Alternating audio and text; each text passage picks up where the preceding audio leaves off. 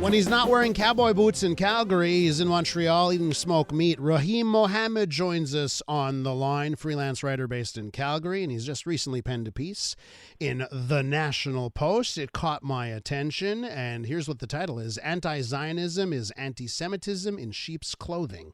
So let's talk about it. Rahim, welcome back to the program. Elias, that was quite the introduction. Thank you. Well, listen, you deserve it, my friend. I think you're doing great stuff out there on X, on Twitter. Let me read. Yeah. Let me read one sentence from your piece, Sure. and then we'll get into it. Okay. Here's from your latest piece in the National Post. You write this, quote: "If Jews can't even feel safe in a city that was once home to Leonard Cohen and Mordecai Richler, and whose most famous gastronomical landmarks include Jewish bagel shops and delicatessens, where exactly can they feel safe?" Tell me about why you wrote this piece. So actually, sidebar on X, I had that poll about Montreal's foremost gastronomical landmark. It looks as though Schwartz's Deli is edging out the two bagel shops, just FYI. But again, you think about, and I know Montreal is a multi-ethnic melting pot, but you think about cities in North America that have long Jewish pedigrees. You have synagogues in Montreal that date back to the 1700s, and you think about the influence of Jewish Montrealers on the city's cultural landscape in terms of, the arts, philanthropy, how involved they've been in the community. And to have Montreal be an epicenter of anti-Semitic incidents in Canada, you sort of wonder, if Jewish Canadians, can't be safe in a city where they're so rooted and so well established, what chance do they have in places where they're less visible? And what do you have to say to those that say, I'm not anti-Semitic, I'm just anti-Zionist? So first of all, if you want to criticize the policies of Israel, I have all day for it. If you want to criticize Netanyahu, I'm not his biggest fan. If you want to criticize the response in Gaza, go for it. But what we've seen in Montreal over the past week goes far beyond that. When we see Jewish schools intimidated, when we see Jewish businesses vandalized and intimidated, when we see Jews told to go back to Poland. So anti-Zionism for much of this set is a smokescreen for, I think we've seen very overt anti-Semitic sentiments expressed under the veil of anti-Zionism, and it needs to be called out. So what should the response be then? We had the Adil Sharkawi, the imam, in front of Place des Arts in Montreal, calling for the death of all Zionists, right? Mm-hmm. Using that word, I guess, because it's plausible deniability about what he really means. And you write about the situation at Concordia University and what Jewish students are facing there. So what do we do about it? So, again, I think we have to be honest about, what these people really mean. I'm a free speech person, but, the incitement of hatred is against the law for a reason. If he were to say the same thing and replace Zionists with Jews, that would be hate speech. So I think people like you and I need to call this stuff out when it happens. And I think the authorities need to look closely at our anti-terrorism laws, our hate speech laws, as to whether any of this stuff crosses the line of criminality, and if it does, to prosecute it vigorously. We're with Rahim Mohammed, freelance writer based in Calgary. Latest piece in the National Post takes a look at anti-Semitism in the country. Political leadership, Rahim. What should be happening with everyone, the Prime Minister, the Foreign Affairs Minister, opposition party leaders? What should be going on right now?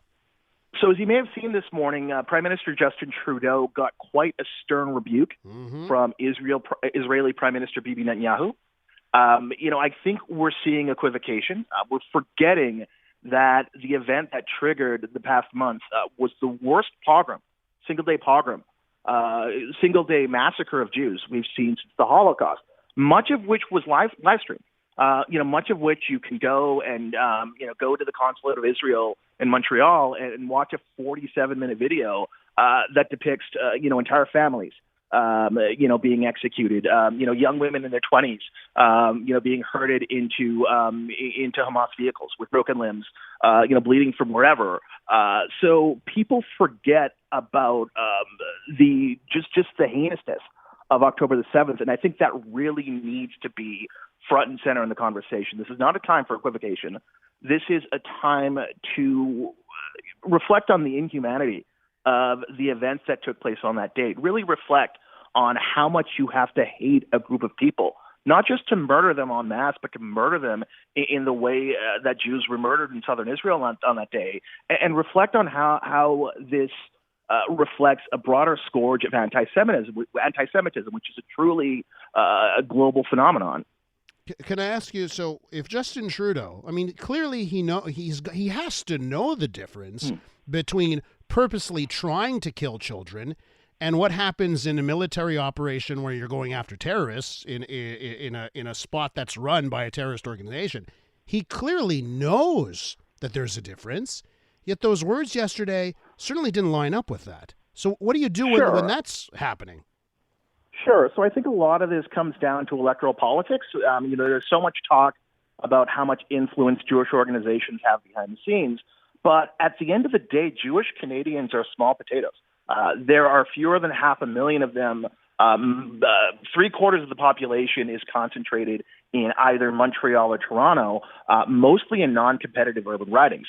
By contrast, where Arab Canadians, where Pakistani Canadians, where Muslim Canadians live, those are far more competitive. You have far larger populations, and those are going to be must-win ridings. The 905 belt in the GTA, suburbs of Vancouver, coming in the next federal election. So I think Trudeau is hedging. You'll notice a lot of the time when he calls out anti-Semitism, he'll throw in Islamophobia. He'll say, we condemn anti-Semitism, Islamophobia, and all other forms of hate. So I think he's hedging, and I think he's tiptoeing around the issue because he doesn't want to alienate segments in that must-win demographic. I think he's been trying to make everyone happy by not trying to pick sides. And by trying to make everyone happy, you make no one happy. I've seen the criticism from the Jewish community. I've seen the criticism from the Muslim community. I think also being forgotten is that Justin Trudeau has lost the Muslim community, or a big part of the Muslim community, far before October 7th. It was the stuff that was happening on schools and what he was calling parents who were protesting in Ontario and other places on schools and gender ideology. Is he trying to fix a situation that's not salvageable? Yeah, I mean, potentially he's trying to change the channel. I think you had me on a few months ago, to talk about those gender ideology protests, that Muslim-led pushback. I think he's, I think he's at the point where desperation set in, and he's thinking about saving the furniture. If you look at his election in 2015. A big part of that was Muslim Canadians coming to the poll in response to the niqab ban, in response to some of the anti-terror legislation and the barbaric cultural practices hotline. So I think he's kind of in a desperation mode, and he's looking to save the furniture, minimize the damage. So I think he's hemmed himself into a position where he can't totally call out exactly what's going on, because if he does that, he loses completely any sort of semblance of his coalition that he's managed to hold on to. The situation you describe in your column, particularly at university campuses like Concordia University, where there's just this vibe in the building of anti-Semitism, right? Is it fixable? What is it fixable, Rahim? So I was a college professor for 5 years. I would say you have to upend higher education. You have to upend, cultures underpinning higher education. So, at least once a year in my time as a college professor, we would have these professional development days where we would go to these equity, diversity, inclusion workshops, which, would portray Jewish people as white and privileged and, would portray Israel as a settler colonial society. And I think when you have that framework of understanding privilege versus disadvantage, it's challenging to look at an event like October the 7th and see it in its true brutality, because you're looking at justice in the form of, okay, the weaker party is going to be in the right all the time, and the stronger party is going to be in the wrong all the time. And life isn't that simple. There are more nuances. So I really think it's going to take a full-scale cultural overhaul of higher education. In the United States, you're beginning to see some large donors pull donations from major universities.